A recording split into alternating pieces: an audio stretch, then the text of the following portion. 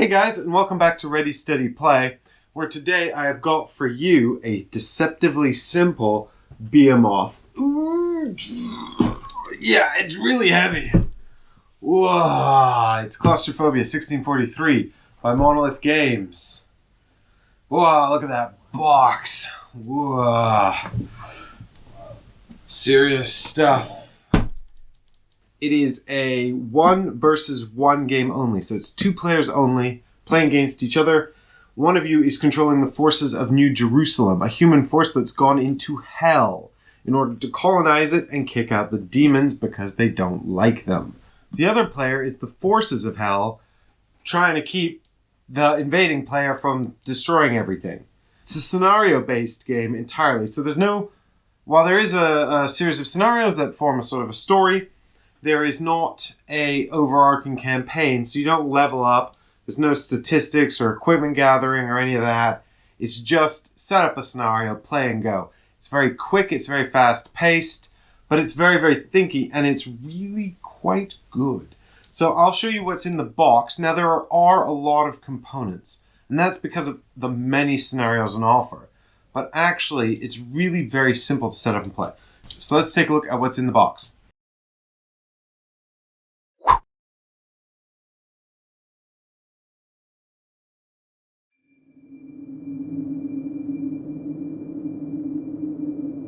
You got your custom printy sheet there. Now, if you missed out on Claustrophobia when it was on Kickstarter, I'm pretty sure you will have an opportunity to get your hands on this at some point. We've got French copies of the scenario book and the rule book, as well as English copies of it as well. Alright, now we've got all of these dashboards and stuff. Now, all of these open up with inlays so that in the future you can grab expansions and change all this stuff out. I've just left this set up because there are no expansions yet, so this is just set up the way you'll need it to be played. So this is the demon player's dashboard here. Got a little tough troglodyte board here. This is a little enemy that the demon player gets to use. These are combat dice. You will need these in every game, so make sure you have these to hand. Well, what we've got here as well is 2 massive stacks of tiles. You probably won't use all of them. I mean, some scenarios just have you shuffle like the deck together and randomly draw some, and others are like, make this very specific stack or randomly draw 10 and use that stack. They are essential. Like you'll use some tiles in literally every scenario. So this tile here is like the entrance to hell. It's tile number 27, and it's used quite often. So keeping this one handy, like on the top of one of these stacks, is quite handy. The rest of these are all just kind of randomized and have sort of random in-game effects going on, and you can see all this different kind of like gruesome artwork here as well. It's pretty cool. These are threat point trackers. These are the crystals used by the demon player to summon hordes of the demons there, and you will need these in every single game. We've got 3 decks of cards here, but it looks like 6 because there's a French copy and an English copy, so we don't need the French cards, so get those out of here. But what we need are these English cards. We've got a Instinct deck for the good player, we've got a Destiny deck for the evil player, and then we've got some item cards as well. These 2 decks, every game, used in every game, all the cards. These ones, you'll go through and pick the ones you're going to use in a given scenario, and it'll tell you which pieces of equipment you start with at the beginning of the scenario. It may be possible to pick some up in the scenario as well, but this scenario will tell you exactly which of these you need and where to put them. And this has all the troglodytes. It's got something called the Scourge in it, and it's got all the human warriors as well. And you'll probably need most of these minis. You probably won't need all the humans or the Scourge for most of the scenarios, but you'll need all of these little troglodyte dudes here, and probably these tough ones as well, in every mission. So this is your essential minis tray. And these are all your troglodyte dudes here. The demon will need all of those, and you'll need these guys too. You'll pretty much use this guy here in every mission if you're the human player, because he's the redeemer, he's the leader of the humans. Speaking of which, there's another tray of minis. So these are like all your demon lords. The only 2 you'll need from this tray consistently are these 2 hellhounds. They pretty much feature in every scenario. These 2 guys here. They live over here. Literally all of these other guys are like special sort of like named dudes with like special powers that only show up in specific scenarios. We've also got these dashboards here And what we've got here are the human players' dashboards. One for each human hero. So there's 4. You'll probably have 4. You might have 5 human heroes. It's still just 1v1 no matter how many heroes you control. And then you've got all of these little cards here, and there's lots of human heroes. So you can have 2 of the same ones. Like you might have 2. They're French on one side and English on the other. And you might have like 2 scouts, or you might have different soldiers or whatever. And you can just lift this up here like that. And then this just slots down there. And it closes up on it like that. And then you're good to go with your condemned brute. Or your condemned scout. Oh, excellent. You'll need these in every game, by the way. It will tell you what heroes you start with. So you'll just find the entries for the heroes you start with, get the number of dashboards you need, and you're off to the races. We also have the demon versions of those things I just showed you, which look like this. There are fewer for the demons by 1. And what you've got here are the demons. These are the demon ones. And these ones are the hellhounds. The demon player pretty much always has access to the hellhounds. So we'll just slide the hellhound ones in there like that. There we go. And you'll note that they don't have an opening on this side. And that's because you've got like a bunch of like named guys. Like here's Scourge. This is a guy I was looking at showing you the model for earlier, the big dude. So Scourge is basically just like a big old tank. Then he just goes in here like this, and he's good to go. And you'll see that there's lots of different slots depending on how many hit points the enemies have. And there's a big window here for special abilities, but, well, special sort of powers and abilities, but Scourge has none. You might find, though, that you've got Hunter. The Hunter. And he has a cool ability here that tells you all about. So you can just change these guys out in the dashboards depending on who you're playing with. So then we've just got these little bits and pieces you need in order to play and get started. These are the Destiny dice used by the evil player. The evil player will always need these in order to play. These are the activation dice used by the good player, and they will always need these dice too. Typically, they'll probably only need 1 per hero, but they might need extras based on the abilities that their heroes have. And these are wound markers, and you'll always need these because nobody gets out of hell alive. Not even demons. So you'll need these wound markers too. And they're all little skulls. These are exhausted tiles, and you put these out on the hero boards when they become exhausted. And this is when they're wounded, and they lose the strength to go on and keep fighting. So you use this to change their stat lines. That probably doesn't make a lot of sense right now, but it will. The point is 1 for each hero, maximum 5 heroes. So there you go, 1 for each hero. These are stat bonus modifiers. The demon player and the good player will use these and put them out on their board to signify like different things. This is the most common one. It's called a courage modifier, and it's just used when you get a +1 modifier across your stat board. These are the area activation tokens. These like go out on the map to show when a room's been activated, and you'll definitely need these. They're super important. So this is a turn tracker. You'll use this sometimes if you need to track turns for any reason, which you'd need to in some scenarios. This is like an objective marker. It usually marks the exit of a tile when you need to mark the exit of a tile for a specific reason. This is again scenario dependent. And the rest of these are all like pretty much tile dependent. They're relevant to specific. Well, these are specifically relevant to a tile with holes in where demons can travel around like a network of tunnels. And then this is like a locked door in an avalanche tile, and they're sort of like scenario specific or event specific. But you'll know when these are supposed to be used. So then we've got like the remaining non-essential stuff, and that's just like sort of a lot of little tokens, mostly used by the good player to represent different abilities that the heroes can start with and stuff like that. These are chest and held chest tokens. The held ones are the ones with the big circle, and these are just regular chest tokens. These are held miraculous water tokens, and these are miraculous water tokens. Once again, they're sort of like hero-specific things. This is an explosive token and a held explosive token. Here we've got 3 seal of protection tokens that double as teleportation tokens. These are talent tokens because sometimes human heroes have talents that aren't on their dashboards or their sheets for some reason. So you can give out these talent tokens to show when a talent is present. A talent is basically just a special ability that breaks the rules of the game in some way. These are gift tokens, and gifts are again things that the human warriors possess, and these fit onto their dashboards, so you can give these special gifts to human warriors and they can activate them as like special powers that they can use. This is a prescience token, which is associated with the gift of prescience. So if you have prescience and gift on one of your heroes, you'll have this token as well. And these are like lost talent tokens. If you've got a talent and you lose it, like temporarily, you know, or if you like use it, like some of them, you just use these tokens to mark it off. So what I'm going to do now is I'm going to talk about setup. And really what I'm going to do is look at the scenario book with you and then tell you how I'm going to set up the first scenario.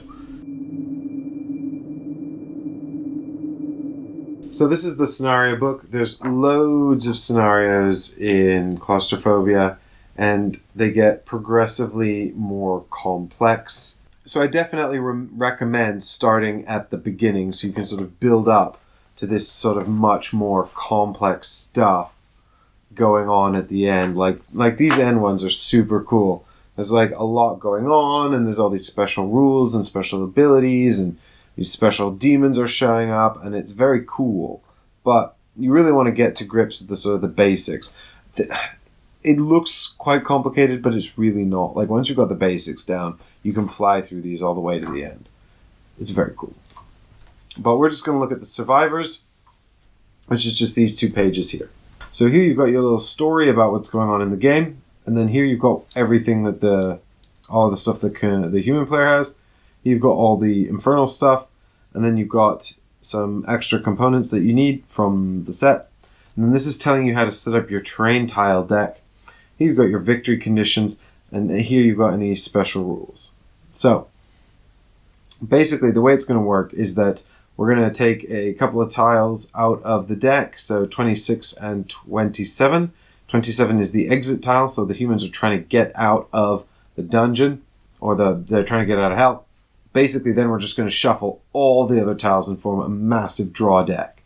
And then they're going to do 10 turns, so they're going to pass through 10 tiles, which are randomly drawn from this massive draw deck, and try to find the last tile. And if they get at least 1 dude there, they draw. If they get 2 dudes there, they win. Whereas the demon player has to just kill all of them. So, yeah, if the demon player kills 3 and 1 escapes, it's a tie. And there's 4 of them, and then the demon player has access to all of the hellhounds, all of the troglodytes, and a hunter who's like a special demon who has like 2 lives. So you kill it once, it comes back 1 time. And then once 1 warrior gets to the exit, they basically escape, so then they can't be killed anymore. And there's this direction marker here, which represents like a draft, a breath of fresh air that's rolling through hell, and the demon player will control where that is and can get up to some sort of tricksy shenanigans by like moving it around. So I've already got my 2 starting tiles that I need here. This is 26, the pentacle, and this is 27, the exit. So the heroes are all going to start here. They're trying to find this one. The way this is going to work is I'm going to flip it over.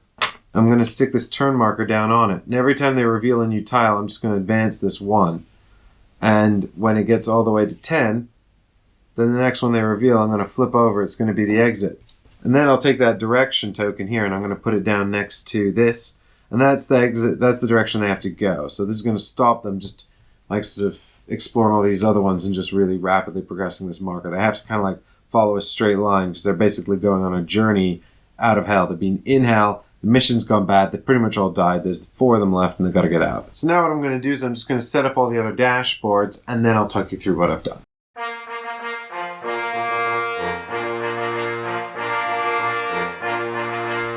So, there we go. Dashboard's all set up. All the tokens I need out. Everything. Oh, wait. There's one thing.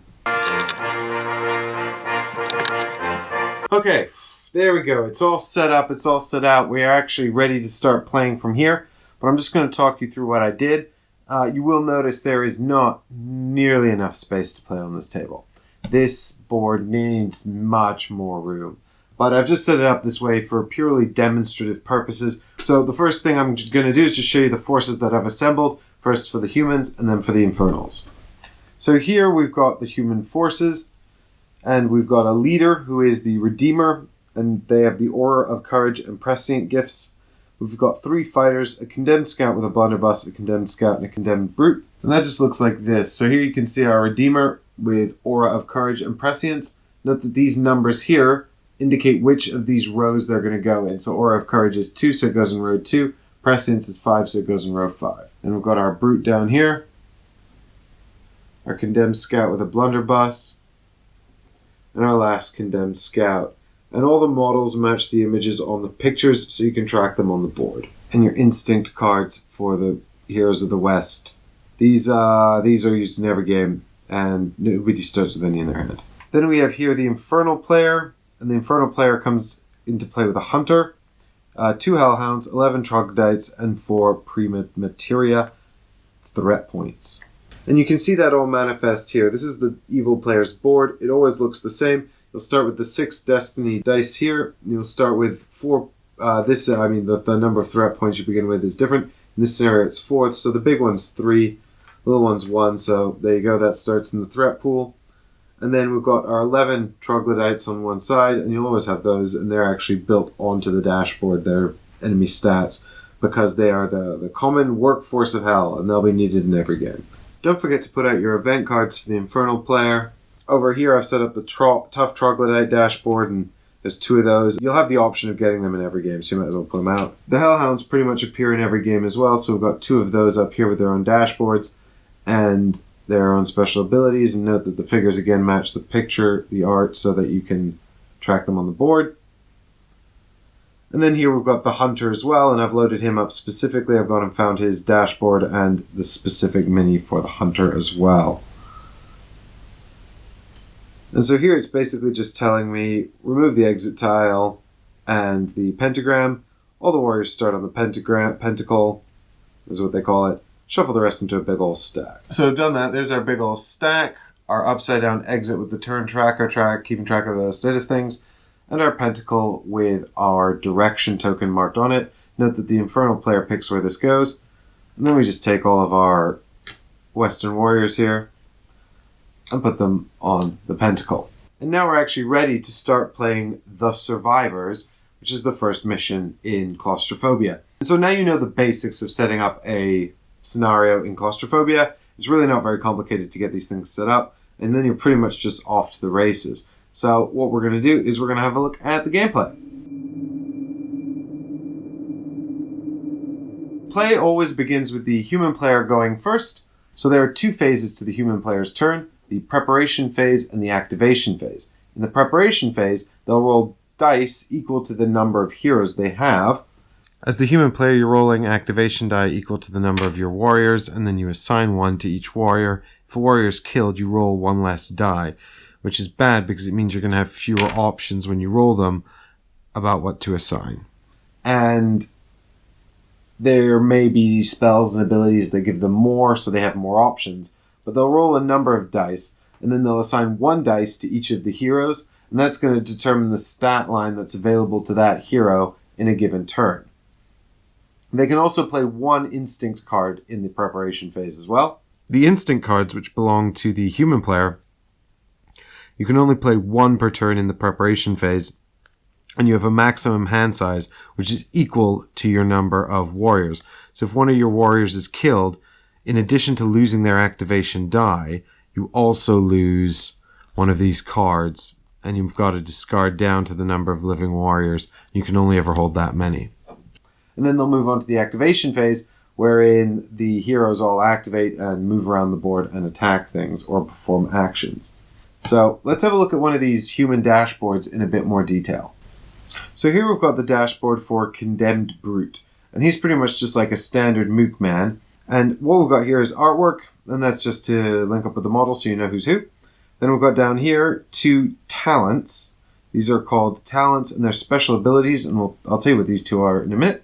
This symbol up here is just denoting that he is a mook and not anyone of any real import. You can see that the Redeemer here, by contrast, has this book which shows that he is a leader. More on that in a minute.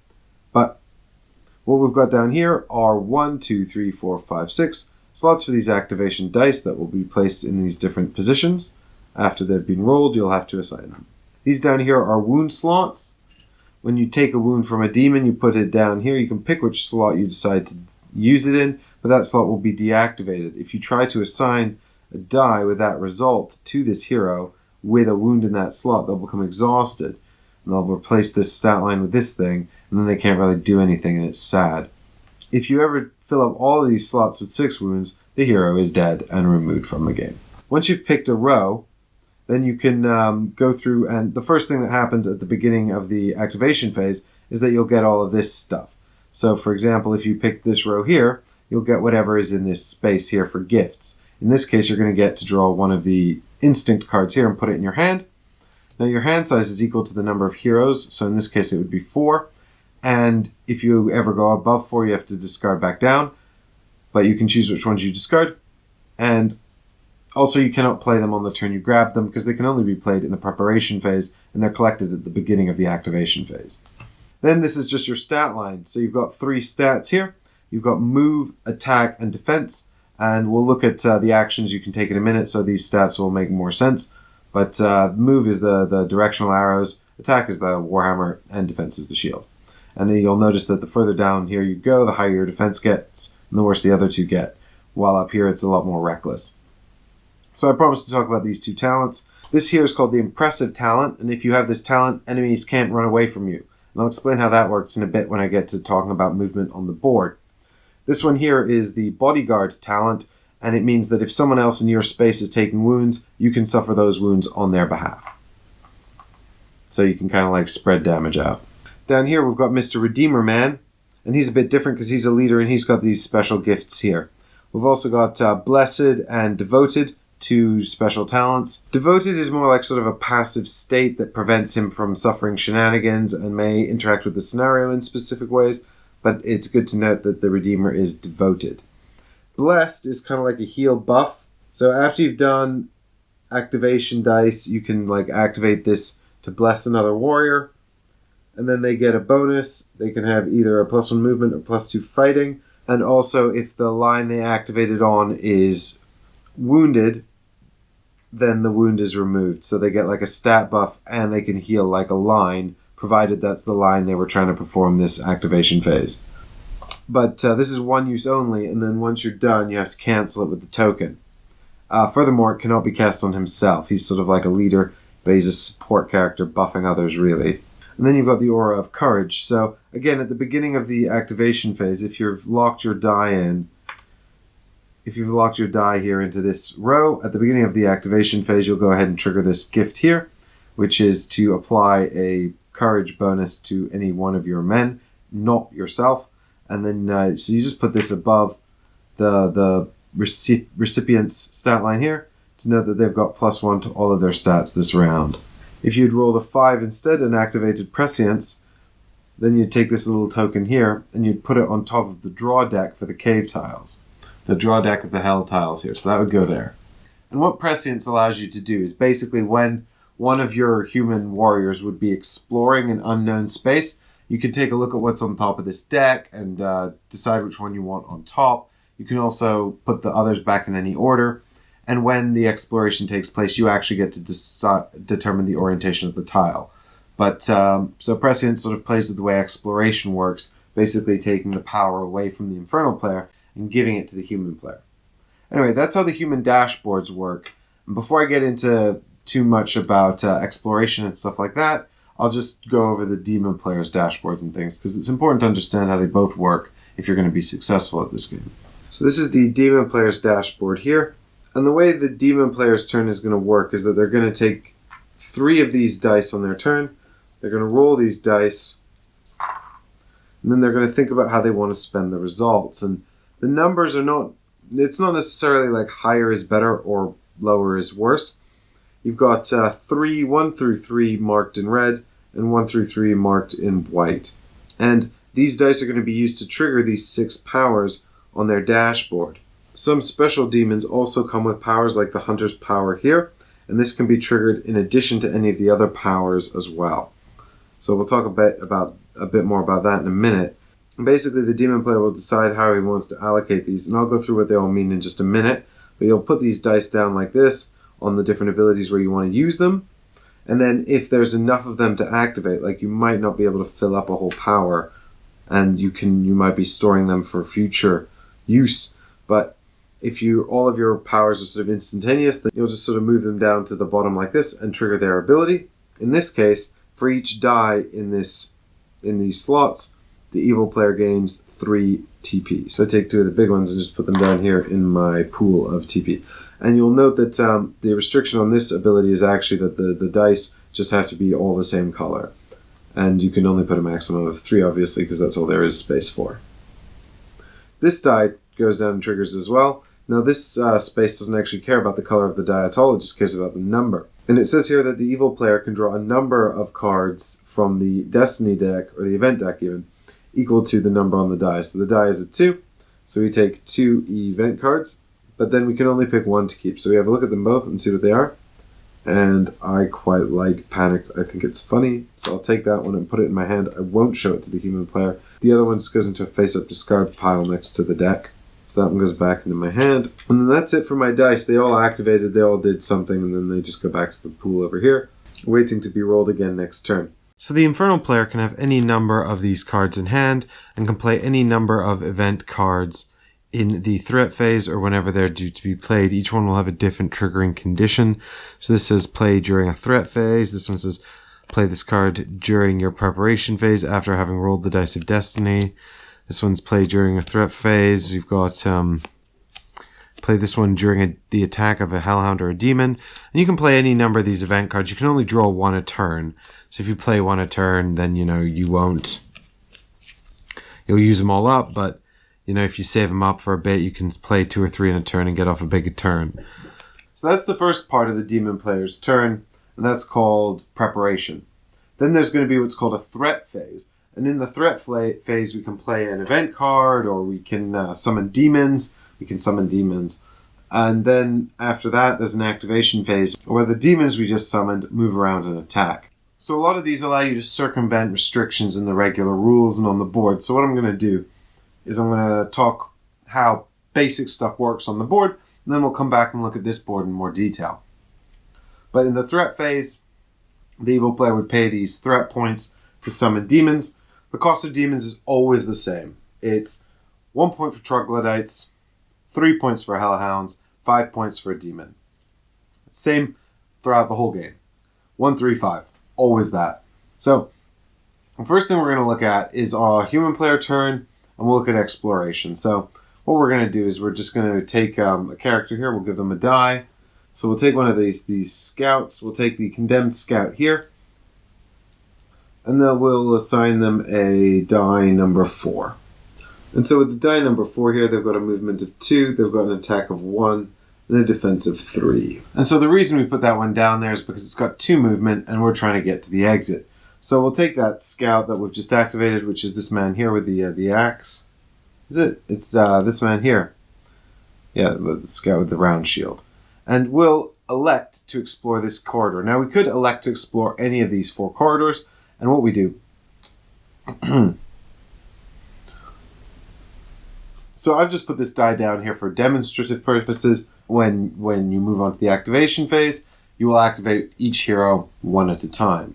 So then we move on to the activation phase, and we've got 1 gift here, which is an instant card. So we get to draw 1 instant card to our hand, which is nice. And then all of the heroes will move and do an action, or action and then move.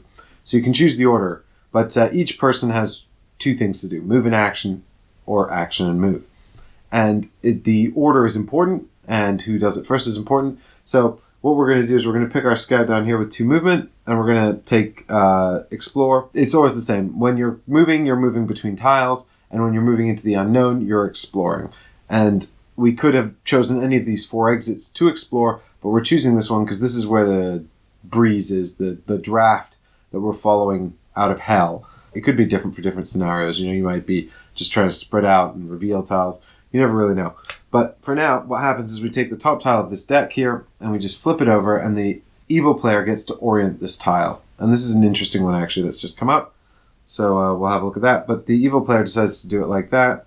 You move the miniature in, and any effect of the tile would be triggered. Now, the effect of this tile is simply that it's narrow, and I'll talk about why that's important in a minute. But the evil player decides to put the draft down here. Good player still has 1 movement, so they decide to move again. Now, you have to complete movement. So you couldn't, the good player couldn't have stopped on this tile to do something. You've got to do all of your movement and then your action, or your action and then all of your movement. So they've just explored another tile, so we'll reveal it. And it is a big room. Rather anticlimactic, it seems. So our evil player puts that down there. And now we've revealed 2 tiles, so we're going to move this on 2. Again, this is scenario specific, this turn counter. But here's what's important to note on these tiles, and that's these little symbols, these numbers here. So you can see I've got a 5, a 5, and a 1. That number is the capacity of the tile. That's the number of miniatures that can be there before it becomes crowded and nobody else can be there. And this is a maximum for each faction. So in this case, you could have 5 humans and 5 demons in this tile. Here, because it's a narrow passage, which we can sort of see from this green and mossy stuff that's sort of overgrown and made it narrow, we've got 1. So only 1 miniature from each faction can move through here at a time. So, for example, if our next hero to go is this brute who has a movement of 1, he would just have to stop there and then couldn't do anything else. And now neither of our other 2 characters can get through because we're already at the faction limit for this tile, which is 1. So that's sort of how movement works. And what's really, really important is, I mean, it's super simple. You're just moving around between tiles, and you've only ever got like 1, 2, or 3 movements, so you're never going particularly fast. But what's important to keep in mind is that capacity number, and it's the capacity for the faction. So what you might wind up having is this brute facing off against the demon. It's sort of like one-on-one combat because nobody else can enter the tile while the 2 are fighting. Let's pretend that the evil player somehow got a bunch of troglodytes in here. So the other thing about movement is that you can totally get trapped, especially if you wander off on your own. So I've set up a situation here where the lone scout has been ambushed by 3 troglodytes. And here's the deal. The scout cannot leave this tile. Even if our brute goes home, the scout still can't leave this tile because you cannot leave a tile if the enemy faction outnumbers you. So it looks like the scout's going to have to kill off a couple of troglodytes before the scout can leave the tile. But here's the thing. Our scout here has this trait, elusive. And what elusive allows the scout to do is leave the space even though the monsters outnumber him. So whether you're the hero or the infernal player, if you're outnumbered you can't move out, but elusive will allow you to move out. So if you are elusive you can do it still. And here's the thing, if you remember, our brute here has impressive. And the funny thing about oppressive is that if you're impressive, which is the opposite of elusive, and your opponent is elusive, they basically cancel each other out. Now, let's pretend here our scout is caught in this situation. If it is the scout's turn, the scout can attack. So the scout checks their attack stat, and the attack stat is 1, which is bad. We check that against the trog stat of 3, which is okay. So because trogs have a defense of 3, the scout only needs a 3-up in order to kill one. He's only got 1 dice, unfortunately. Hey, it's a 3, so 1's dead. But let's say for a minute that he was not the scout, but he was the brute here. Now our brute's got a stat line here that says that he has 2 attack. So our brute only needs 2 3-ups to kill these trogs. Now normally, when attacking, you have to declare a target. So for example, in this situation, the hunter would have to declare the hellhound as a target. Now, this is all legal because there's only 4 demons and the capacity is 5 and 1 human, and they have their own capacity. So there could be 4 more humans in this room and 1 more demon. So if the hellhound was in this room, the brute would have to declare a target, trogs or hellhound. Trogs are so numerous and weak and just kind of sort of plentiful that actually you just target the whole group of them. And you don't worry about targeting one individually. So then our brute makes an attack. He's got 2 dice. He's attacking the trogs, so he's looking for 3-ups. And so that's a skull, which is a 6. It's always a hit. And a 4 here, which is a hit again. So trog wounds spill over. So 2 wounds is going to kill 2 trogs. So they're eliminated. Now, hellhounds have 3 wounds. But let's say our man here was down to 1. And we were just dealt 2. The overflow would not hit the trogs because the overflow only applies to trogs. If one of the troglodytes in there was a tough troglodyte, then the human could decide to assign hits to the tough troglodyte that would kill it first before assigning remaining hits to the little troglodytes. However, if the human wants to attack something other than troglodytes, they must pick that as the target and all hits will be assigned to that. For example, our hellhound has a defense of 4. So these are both still hits, but on a 3 result, which would kill a troglodyte, would not hit the hellhound. And so miniatures are activated one at a time. performing a movement and an attack, or attack and then a movement. So we could start by attacking the Trogs, but the Brute couldn't move out of this space because he's outnumbered by enemy models. So in this case, he'd have to attack the Trogs and just hope that he could kill 2 of them, which would then enable him to move out because there's only 1 left. And he could either then explore as well if he wanted to get out of this space. And the same goes for the Demon player as well. If the humans outnumber the Demon player cannot retreat unless they have the elusive skill, in which case they could retreat. So if you understand these basic principles, the capacity of the tiles, the exploration, and the combat, which is just dice rolled compared to defense, then it's very, very simple. A key thing is just to remember the way that wounds overflow for troglodytes, but that larger demons must be declared targets. It's a bit different. Things are a bit different for the Demon player. Now what I'll do is I'll look in a bit more detail at their board here. So Demon activation works pretty much the same way. They'll move and attack, or attack and move. Once they're on the board, their miniatures behave pretty much in the exact same way as the miniatures of the human player. Where the difference comes into effect is how they arrive on the board, because they cannot explore like the human player. So instead they have to spawn onto the board. There are 2 conditions. In order for the demon to spawn models onto the board, they must spawn onto a tile where there are no human models and where there is an unexplored entrance or exit to the tile. So in this situation, this is perfect because the demon's player can spawn miniatures into this tile or miniatures into this tile. But they must respect the capacity of the tile. So again, this is a capacity of 1, so they could only spawn 1 miniature in there. Whereas this is a capacity of 5, so they could just flood that with troglodytes.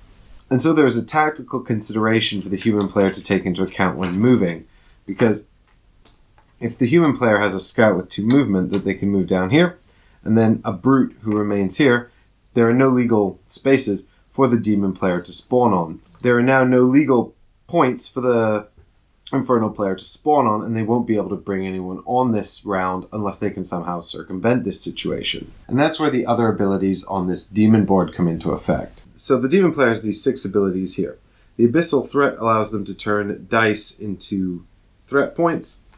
Over here you've got Supernatural Speed. Now this requires 2 white die. The number doesn't matter, as long as the 2 die are both white. And if you put down 2 here, you'll trigger this ability, which means for the next activation phase, troglodytes will have +1 movement. So they'll have 2 movement instead of 1. Then you've got down here Frenzied Creatures. And Frenzied Creatures means that for the next activation phase, your creatures have the Frenzied ability, which allows them to re-roll all misses in combat, which is pretty bloody potent. So that's very cool. And then up here you've got Intrepid Charge. Now, Intrepid Charge requires a total number of 7. So what you can do is you can be assigning these dice here, and they'll just wait here until you trigger this ability. So once your dice exceed the value of 7, then this ability is triggered, and this round you can choose when to pull it off. So once you've got your 3 dice down here, you can decide, well, this round I want to trigger Intrepid Charge. So you move them down into this stage here, and then this round, this ability comes into effect, and Intrepid Charge allows you to ignore the fact that there are enemies on the tile. So you can spawn on the tile even though there are enemies on it. Sneaky Charge is kind of the opposite.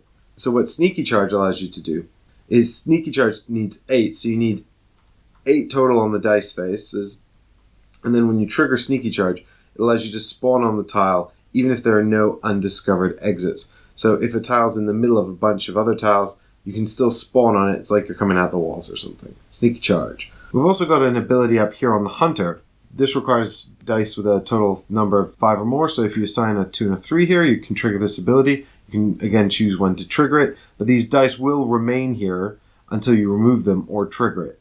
So if you put a die down here and then you decide you need it for something else later, you'll just have to take it away, and that will be sort of a waste of that die. But when you trigger this one off, until the next Infernal player's preparation phase, none of the humans are elusive anymore. And so what that means is that for the whole of the human player's next turn, they cannot get away. They're going to be trapped in spaces with demons. So this is really useful if you want to capture them and stop them escaping. And that's why he's the Hunter. He's got this stalking ability, which is really useful. And the cool thing about this ability is that you can use it at any time. So it doesn't matter whether he's on the board. It doesn't matter if he's been killed twice and he can't come back this game. you can still use this ability. It's just unlocked by virtue of the fact that this miniature is available to you in this game. I should talk very briefly here about the Hellhound's abilities as well, because they're a bit unique and they're present in every game. So when you first create a Hellhound on the board, you have to pay 3 threat points. So when you pay the 3 threat points, what you do is you take one of these dice from the pool on your board. So maybe you've got some dice attributed in various other places, sort of waiting to be triggered, and you decide to create a Hellhound. You'll take one of the dice from your pool here and assign it to the Hellhound board. Now, Hellhounds have this adaptation ability, which means that their stats and their abilities are going to change based on the number assigned to them. When they first spawn on the board, you take a model, you put it down on the board, you choose which of these 3 conditions they're going to exist in. So their condition number 1 gives them high defense, high attack, and low movement. So they're 4-3-1. 1 movement, 3 attack, 4 defense. That's really good. At their second level, they gain 2 movement, so they're 3 movement. They're really fast, but they lose 2 attack. They're just 1 attack, and they lose a defense, which is just 3. But they also gain frenzied, so they can re-roll the attack, and elusive, so they can move through spaces where they're outnumbered. At level 3, they gain a bunch of defense, but they lose the movement. So their movement 1, attack 1, but defense 5, and they gain impressive, which means they cancel out elusive, or characters without elusive cannot leave their space at all. So that makes them really good at sort of locking down enemies. And then you can send in a bunch of troglodytes or something to sort of kill. So what you can do is you can just take a 3 or whatever and put it down here, and that'll just go down there. And then for this round, they're going to have this stat line. The thing is, on the Infernal player's next turn, this die is going to go away, and then the Hellhound will be reset to their standard stats up here, which is 004, which is really bad.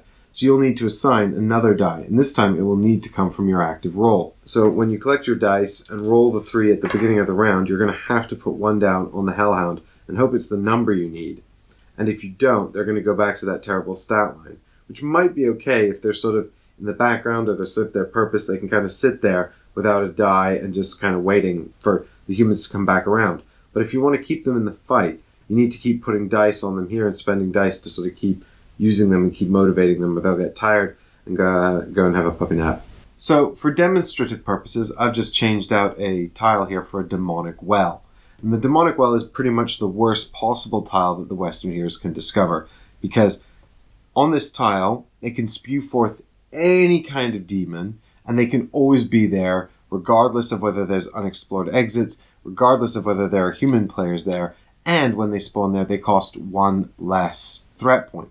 So the demonic well is a good example of how this works. So the demon player's turn, in the preparation phase, they just throw 3 of these destiny die, assign them to their board like I showed you before. So in this case, they're going to throw down some frenzied creatures here on the Dark Destinies, and we'll resolve the card. I'll come down here, we'll resolve the card. These 2 will come down here to show that we're going to do frenzied creatures, and then we can do some spawning. We've got loads of threat, but the thing is we can't bring in more than 3 demons because we can only spawn on this tile due to the demonic well, and we can't spawn on these other 2 tiles, and this only has a capacity of 3. So maybe we spend 5, so put down 2 of the big ones, take 1 and change to spawn our demon in there. He's come in to kill some of these scouts. Now, we get 2 and change in this case because demonic well gives you 1 off. And then we'll bring in 2 troglodytes for free because we don't have to pay for them on the demonic well. And now they're just spawned in there and they don't want to move. They're happy to just be there. And now in the threat phase, we can't move them. So that's maximum number. That's 3 demons. We can't spawn any more because of the capacity on the tile. So we move into the activation phase where we can start moving stuff. So we could send our demon in here. He's got a movement of 2. He could also move in here and maybe he can take on this Redeemer. Or, he could stay here. We could move a Trog in here. They only have a movement of 1. Now we've blocked that tile so the demon can't get through there. But maybe we decide to wait here. But I think we decide to move the demon because freeing up the demonic well to spawn more demons later is a good move. So then these scouts are elusive anyway, so they're not going to be trapped by our pieces there. They're going to be able to get away anyway. And killing the Redeemer is a good shout because he's a hard nut to crack. And so now that the demon's moved in there, we can attack the Redeemer, and Unfortunately, the hunter only has an attack of 1 and 1 additional die for every wound on the enemy. That's what this ability here is. So then he'll just throw one of these, and we'll go and compare that. That's a 3. So we'll compare that to the Redeemer's Defense, which is a 4, so it's a miss, but we can re-roll it because of Frenzied Creatures. That's a 1, so that's a miss again. If we'd done a wound, we could have taken it, and the human player would have had to assign it to one of these rows, but we missed, so nothing happens. And then that's down to the troglodytes, and we'll say they're going to attack this scout with the blunderbuss, so that's this guy here. So you can do it one at a time. You probably should, because otherwise it gets confusing later. So that's a hit, so this guy takes a wound, and the human player has to decide how to assign that. And then the next trog also attacks him, and that's a 4, which is another wound. So that's not looking good for the scout there. Things are escalating badly. Time to get out of that Infernal well. And that's the end of the Infernal player's turn. So he'll take these dice. They've all been expended, so they'll all go back to the pool here. Ready for the next turn. And it's back to the human player. We'll collect these activation dice and roll them and see what happens next. And there's a lot of terrain abilities here. The Infernal well is just one example. I'm just going to show you one more example of a terrain tile. So our Redeemer has fled from the Stalker Demon down here and revealed this tile. Now, unlike the Infernal well, which has a passive ability that's just going to continue having its effect for the rest of the game, the corridor here has an alarm. An alarm goes off. It's a one-time effect. And so what we're going to do is we're going to apply the effect, and then we're going to throw down one of these to show that it's been done. And that just shows us that this has already been activated and resolved. And what happens when the alarm is resolved is that one of the dice in this pool comes and is placed over here. And what this means is on the Infernal player's turn, when they go to roll their dice, they're going to get 3, plus any of the dice here in this alarm section. So they'll roll 4, they'll have an extra dice they can work with on this turn. And remember, if there's dice already out on this board because they've been building up these passive abilities, and they would go to put one in here, then on their turn, when they go to roll 3, they're going to have to take one of these dice back so that they can resolve all of this. So as I said, there's a lot of different terrain effects in here. I'm not going to go through them all. I'm going to let you discover them at your leisure. There's a lot of different abilities here that do different things. You know, the Aura of Courage, the Blessing talent. So there's gifts and there's talents. And this blunderbuss is essentially a ranged attack. So the scout can retreat with their elusive and then attack into the next space. He can't go in there because this guy's in the way. But he could go in here and then shoot back into the trogs in this space. You know, so that's really cool. There's you know, there's a few other rules, like if you close off the board, you know, it's all dead ends. When the Infernal player puts these terrain tiles down, they've got to make sure that they sort of link up in a way that allows the exploring player to move in and do something if possible. But there are dead ends that do exist. And so it is possible, you know, here's a dead end here.